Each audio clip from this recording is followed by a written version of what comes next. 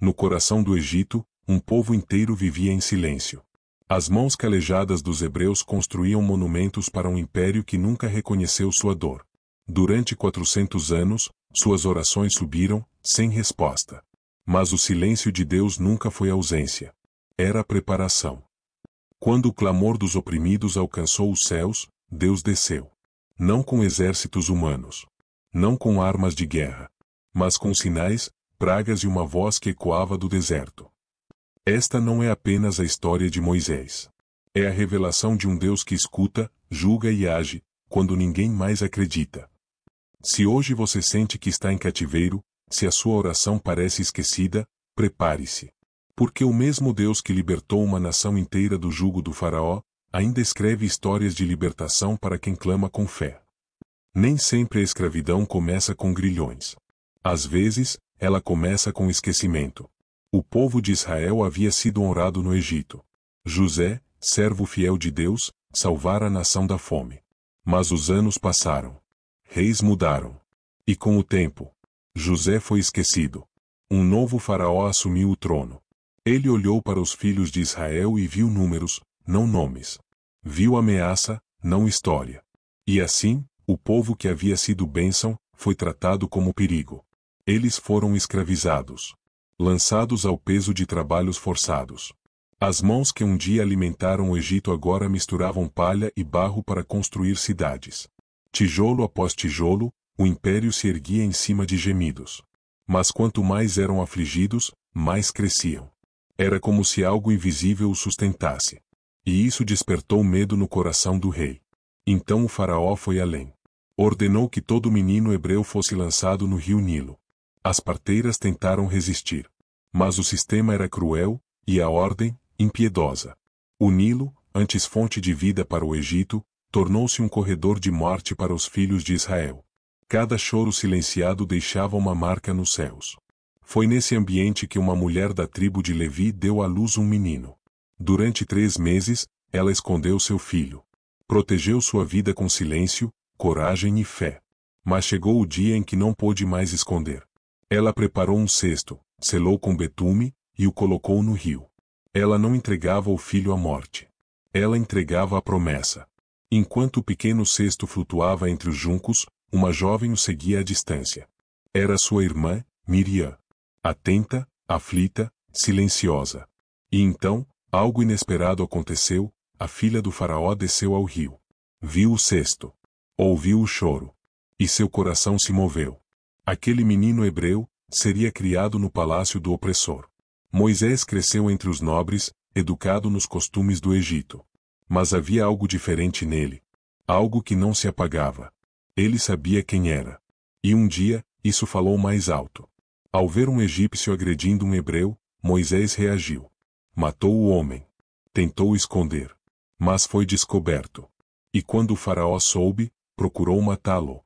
Moisés fugiu. Deixou o luxo, o título, a identidade palaciana. Tornou-se estrangeiro em terra estranha. Caminhou até o deserto. Foi parar em Midian. Lá, defendeu mulheres ameaçadas por pastores. Foi acolhido por um sacerdote. Casou-se. Tornou-se pai. Pastor de ovelhas. E por 40 anos, Moisés desapareceu do cenário do mundo. Mas o céu não o esqueceu. Enquanto Moisés cuidava de rebanhos, o clamor de Israel ainda subia. E Deus, no tempo certo, preparava o momento. Porque o mesmo Deus que usa um cesto para salvar um bebê, pode usar um cajado para libertar uma nação. O tempo de Deus nunca é apressado.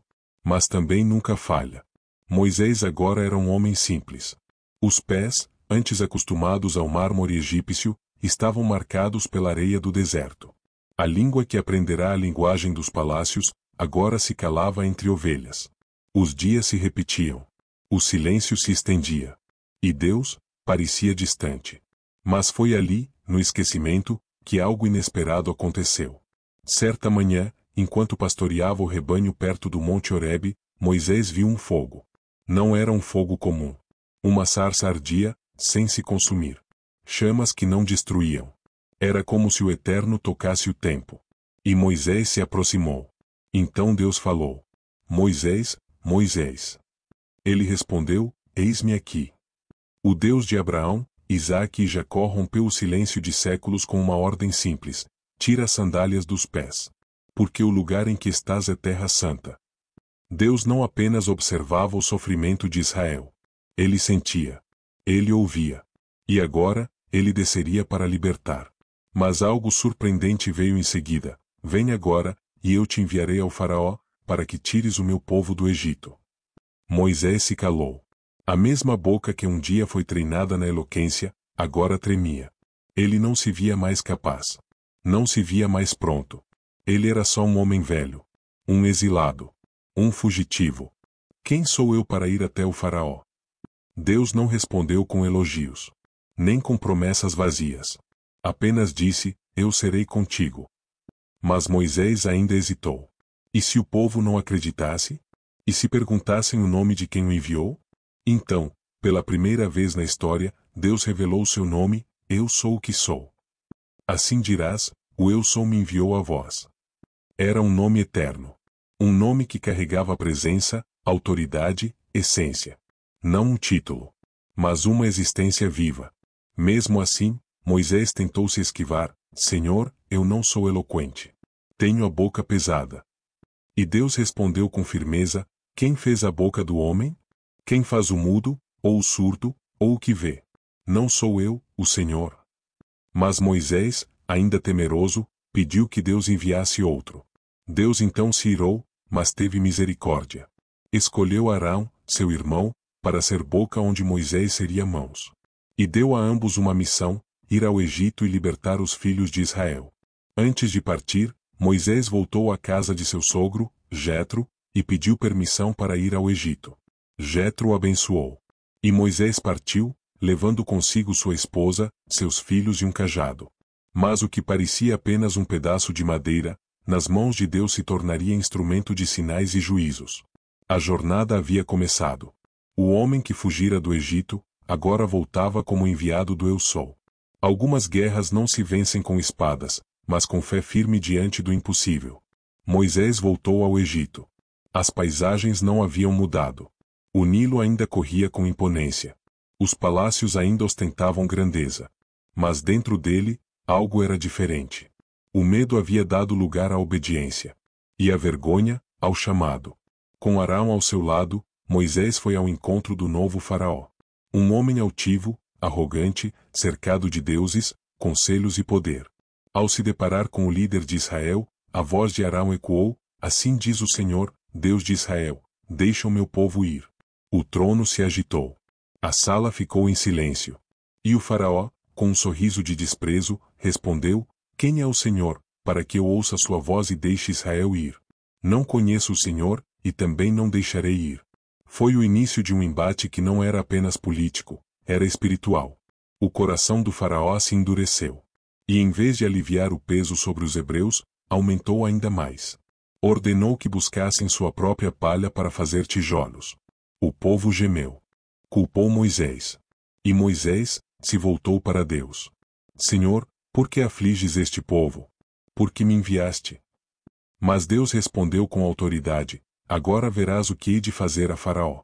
Com mão forte, ele os deixará ir. Então começaram os sinais. Um após o outro, como marteladas do céu contra a arrogância da terra.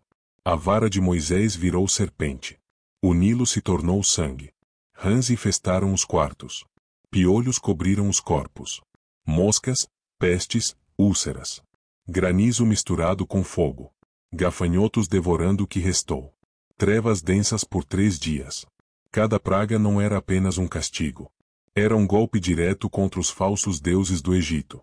O Nilo foi ferido. O sol foi apagado. A terra tremeu. Deus mostrava que nenhum ídolo resistia diante do Eu Sou. Mas o coração do faraó seguia duro. Até que Deus anunciou a última praga. À meia-noite, passarei pelo meio do Egito, e todo primogênito morrerá. Foi uma sentença solene. E junto com ela, Deus deu instruções ao seu povo: cada família deveria sacrificar um cordeiro sem defeito, passar o sangue nas portas e preparar-se para a partida. Era a primeira Páscoa. Um ato de fé, de aliança, de proteção. Naquela noite, o anjo do juízo passou. Em cada casa egípcia, o choro ecoou: dos palácios até as choupanas. Mas onde havia sangue nos umbrais, houve livramento. O faraó, quebrado pela dor, chamou Moisés e ordenou: levantai-vos, saí do meio do meu povo, ide, servi ao Senhor, como dissestes. Depois de 400 anos, os filhos de Israel saíram. Não fugiram. Saíram como um povo forte, levando ouro, prata, vestes. Honrados por aqueles que antes os escravizavam. Era o juízo de Deus. Era a justiça do céu descendo sobre a terra. Mas a história ainda não havia terminado. O faraó, arrependido de ter cedido, preparou seus carros, seus cavaleiros, seus exércitos, e partiu em perseguição. E ali, no meio do deserto, entre a espada do inimigo e as águas do mar, o povo tremeu. Mas Moisés disse: não temais. Estai quietos, e vede o livramento do Senhor. Então Deus ordenou: dize ao povo que marche. Moisés estendeu o cajado, e o mar se abriu. As águas se levantaram como muralhas. O chão ficou seco. E o povo atravessou, com o vento do céu soprando nas costas. Quando os egípcios tentaram seguir, as águas voltaram, e o exército mais poderoso da terra foi sepultado em silêncio. O povo de Israel, pela primeira vez em séculos, era livre. Liberdade não é apenas sair do cativeiro. É aprender a andar com Deus no deserto. O mar fechou. O silêncio reinou. E o povo de Israel cantou. Miriam, irmã de Moisés, pegou o tamborim. As mulheres dançaram. Moisés entoou um cântico ao Senhor, um hino de vitória, declarando que Deus cavalgava sobre os céus como um guerreiro, lançando o orgulho dos inimigos ao fundo do mar. Mas o deserto, logo adiante, testaria a fé que o mar havia celebrado. 3 dias sem água. Cansaço. Calor. Murmúrios. Eles chegaram a Mara, e as águas eram amargas. O povo reclamou. Moisés orou. Deus mostrou uma árvore. E quando Moisés a lançou nas águas, elas se tornaram doces. Era o início de uma nova jornada. A liberdade viera, mas o Egito ainda estava dentro deles. Eles viram Deus abrir o mar, mas duvidaram diante da sede. Comeram o pão que caía do céu, mas reclamaram por carne. A nuvem os guiava de dia, a coluna de fogo os aquecia à noite, mas ainda perguntavam: está o Senhor no meio de nós? E mesmo assim, Deus os sustentava. O maná descia com a manhã. A rocha jorrava água no momento certo. As roupas não se gastavam. Os pés não inchavam. Porque Deus não liberta para abandonar, Ele liberta para ensinar.